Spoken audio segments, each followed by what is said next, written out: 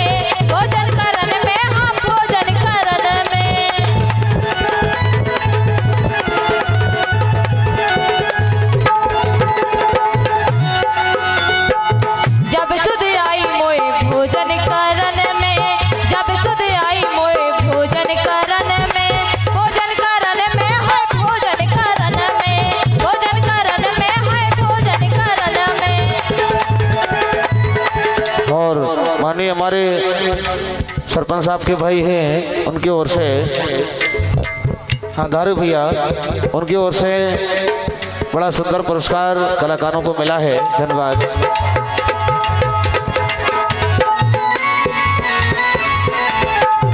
जब सुध आई मोए भोजन करन में, भोजन करन में, हाँ भोजन करन में,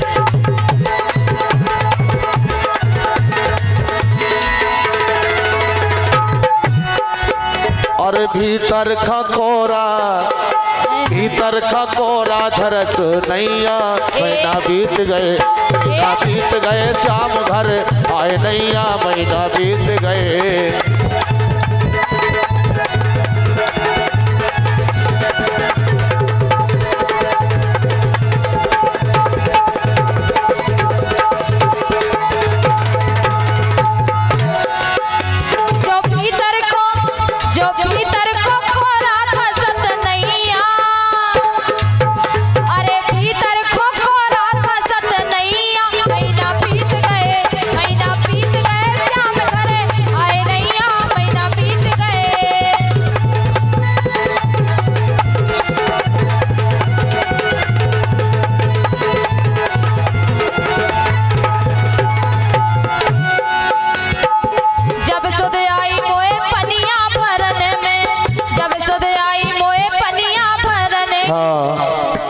लालाराम जी हरिपुर वालों की ओर से 100 रुपये का पुरस्कार मिला है। धन्यवाद।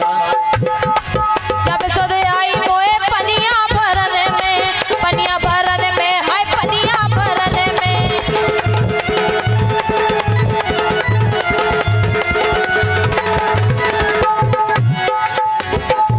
जब सुध आई मोए पनिया भरन में, जब सुध आई मोए पनिया भरन में, पनिया भरन में, हाय पनिया भरन में, पनिया भरन में, हाय पनिया भरन में।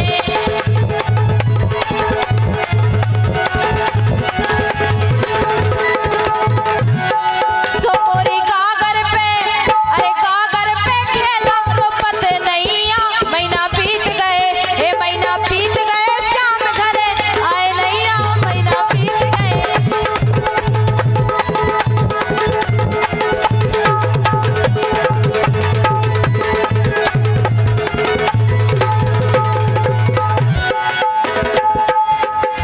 हे महीना